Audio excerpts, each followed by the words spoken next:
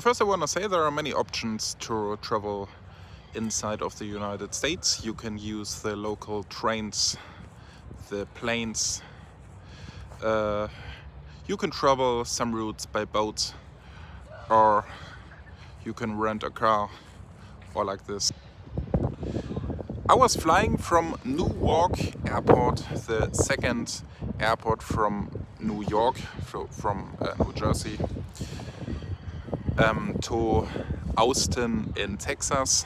So I was flying over Dallas and I used the American Airlines, and I paid around about $35 to fly from Newark to here and back.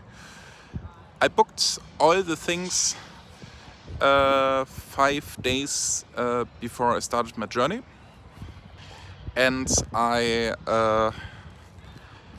used the platform Skyscanner.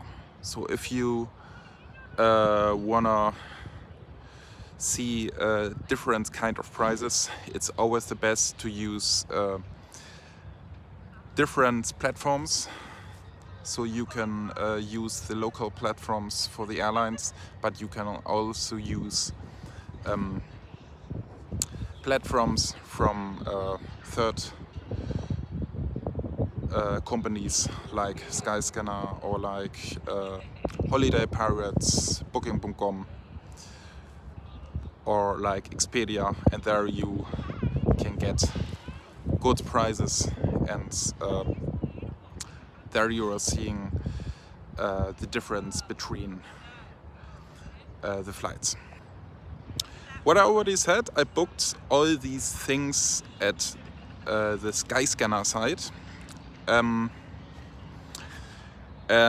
I booked all these things 5 days before my journey. So for this short time, I find it's a really good price, and the service on board was excellent. There were 2-3 times on board and a drink service, and in the first round we also had a little snack. And if you are thirsty while the flight or hungry, you can order all the time some little snacks for free.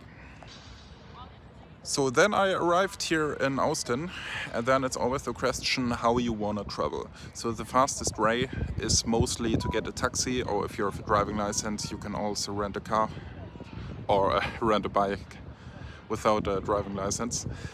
I used a taxi. My hotel is here near downtown, the Windham University Hotel, and I paid for the taxi ride from around 15 minutes drive, around about $40. So it's much, I find it's much more cheaper when you walk the distance or when you get the bus. There's also a bus who's driving in the city or in the direction of downtown, where you can stay in the hotel. The thing is, here in Austin, you must know that here are no local trains. You only have the options to use buses, to rent a car, rent a bike, or to use a taxi, because the city is all in all too small that you can use that you can really use a train. And I find the best thing is when you get a hotel near the state or near the so in the city, and normally you must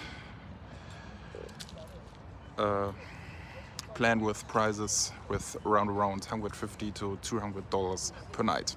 So now is the question, how do we book a hotel perfect?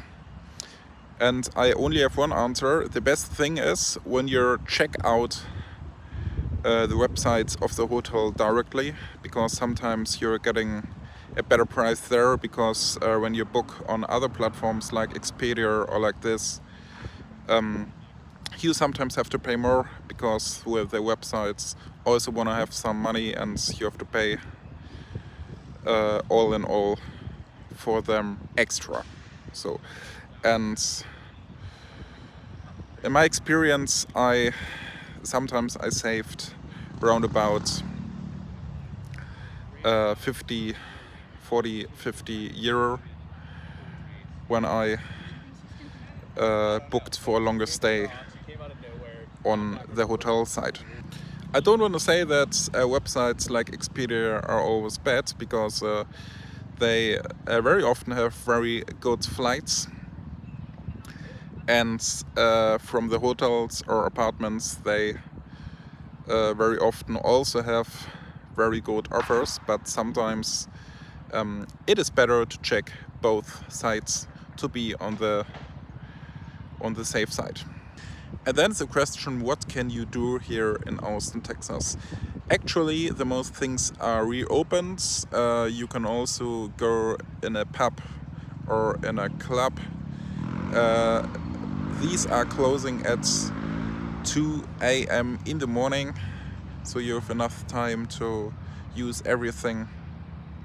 We have here nice parks, and I'm here actually at the capital of Austin, Texas, and you know, here are many options to relax, and the weather is quite nice. By around 25 to 30 grades Celsius, you will enjoy it here. So that was my first English video, and I hope you enjoyed this video and that I could help you a little bit, and I hope to see you again. And if you don't wanna miss my next videos, you can let an abo there and a like. See you.